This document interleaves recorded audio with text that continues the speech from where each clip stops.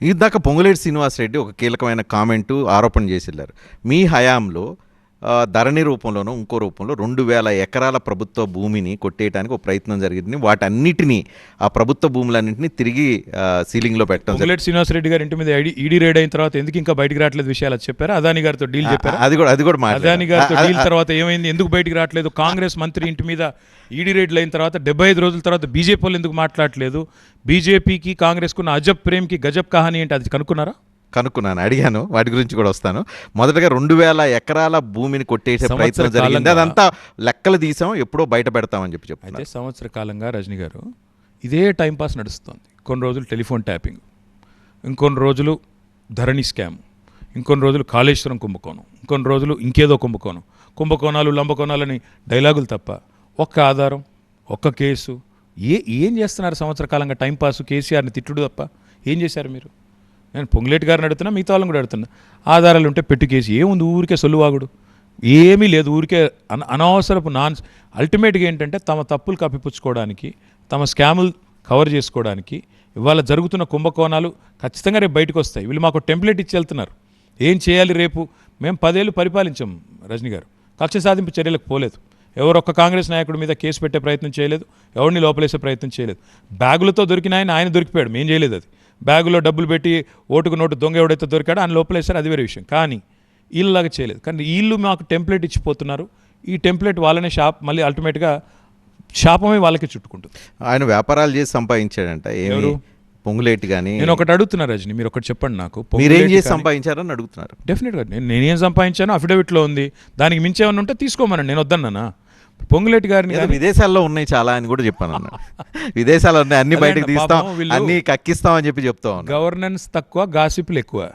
ఇప్పుడు హైదరాబాద్లో జూబ్లీహిల్స్లో కొన్ని పత్తాల బ్యాచ్లు ఉంటాయి. మధ్యాహ్నం 4 నుంచి సాయంత్రం 8 దాకా ఆడుతుంటారు. వీళ్ళు 8 మంది కూర్చొని ఆడుతుంటారు. ఒకటి చెవి ఒకటి కొరుకుతూ ఉంటారు. ఇట్లా అంట, అట్లా అంట. ఎందులో ఏమి ఉండదు. ఈ బ్యాచ్ ఇది పొరపాటుని ఇప్పుడు గవర్నమెంట్ నడుపుతున్నారు. పొరపాటుని వీళ్ళంతా కలిసి. ఇప్పుడు నేను ఒకటి అడుగుతాను రజని, మీరు చెప్పండి. ఇప్పుడు మీరున్నారండి, మీరు ఈరోజు ప్రతిపక్షంలో ఉన్నారు. మీరు ఈరోజు ఒక కంపెనీ మీ అబ్బాయి స్టార్ట్ చేస్తాడు. 4 ఏళ్ళ తర్వాత మీరు గవర్నమెంట్లోకి వస్తారు. వెంటనే 10,000 కోట్ల వర్క్ ఇచ్చేస్తారు. మీ గవర్నమెంట్లో మీరే ఇస్తారు. అది కరెక్టా రాంగా? మీ గవర్నమెంట్లో మీ కుటుంబానికి సంబంధించిన కంపెనీకి 1000 కోట్ల వర్కులు రావడం సమంజసమా? నెంబర్ 1. బావమరిది గారి కంపెనీకి వర్కులు వస్తాయి. శ్రీనివాసరెడ్డి గారి కంపెనీ ఇంకో కంపెనీ కలిసి కేక్ కోసుకున్నట్టు కొడంగల్ లిఫ్ట్ ఇరిగేషన్. ఏ కంపెనీ ఇది? నిన్న మొన్నటిదాకా ఈస్ట్ ఇండియా కంపెనీగా పిలవడం రేవంత్ రెడ్డి గారు పిలిచిన కంపెనీ. నిన్న మొన్నటిదాకా సుంకిశాలలో బ్లాక్ లిస్ట్ చేయాలి అని HMWS ఆర్డర్ ఇచ్చిన కంపెనీ. మెగా ఇంజనీరింగ్ అనే కంపెనీ, రాఘవ అనే కంపెనీ ఇద్దరు కలిసి కేకు కోసుకున్నట్టు కొడంగల్ లిఫ్ట్ ఇరిగేషన్ చక్కగా కోసుకుని తింటారు. NCC disqualified, L&T disqualified. Raghava NCC కంటే L&T కంటే మెరుగైన కంపెనీ.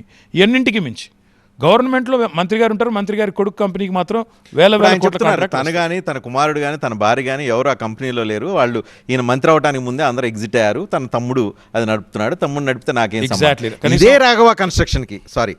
రాఘవ కన్స్ట్రక్షన్కి మీరు అధికారంలో ఉన్నప్పుడు మీరు వర్క్లు ఇచ్చారు.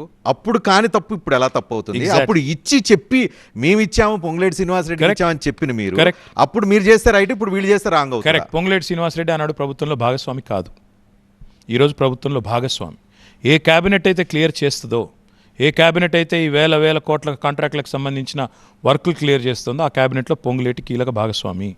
నెంబర్ 2, ఆ నెంబర్ 2 గారు ఈరోజు మరి వాళ్ళ ఇంట్లో నెంబర్ 2 వాళ్ళ తమ్ముడు. కాబట్టి ఆ తమ్ముడు గారి కంపెనీకి వర్కులు ఇస్తే అది సమంజసం అవుతుందా? నెంబర్ 1. రెండవది, రేవంత్ రెడ్డి గారి బావమరిది 2 కోట్ల లాభం ఉన్న కంపెనీ సడన్గా ఈరోజు మీరు అన్నట్టు 200 కోట్లే అనుకుందాం.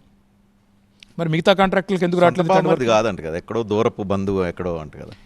సరే, దూరపు బంధువు దగ్గర అయ్యాడు. ఇప్పుడు ఏం చేద్దాం? మరి ఇప్పుడు అధికారంలో రాగానే దూరపు బంధువు దగ్గర అయ్యాడు, రేవంత్ రెడ్డి గారికి అత్యంత సన్నిహితుడిగా మారాడు. నేనేమంటున్నా అంటే ఇవన్నీ కూడా అవినీతికి ఆధారాలు కనబట్టలేదా మీకు? నిజంగానే ఇప్పుడు కేంద్ర ప్రభుత్వం ఏదైతే మాటలు చెప్తాదో, తెలంగాణ ATM అయిపోయింది రాజకుటుంబానికి, కాంగ్రెస్ రాజకుటుంబానికి అని ప్రధానమంత్రి అంటారు. మరి అట్లాంటప్పుడు ఎందుకు యాక్షన్ తీసుకోవట్లేదు? అమృత్ స్కామ్ మీద మేము వచ్చి రిపోర్ట్ చేస్తే, మేము కేంద్ర ప్రభుత్వానికి కంప్లైంట్ చేసినా ఇప్పటివరకు ఎందుకు యాక్షన్ లేదు? నేను అడుగుతా ఉన్నా. ఆఫీస్ ఆఫ్ ప్రాఫిట్ అనే నిబంధన ఉంది, కాన్ఫ్లిక్ట్ ఆఫ్ ఇంట్రెస్ట్ క్లియర్గా కనబడుతుంది. క్యాబినెట్లో ఉండే మంత్రి గారి కంపెనీకి వేల కోట్ల కాంట్రాక్టులు పోతుంటే L&T NCCని కాదని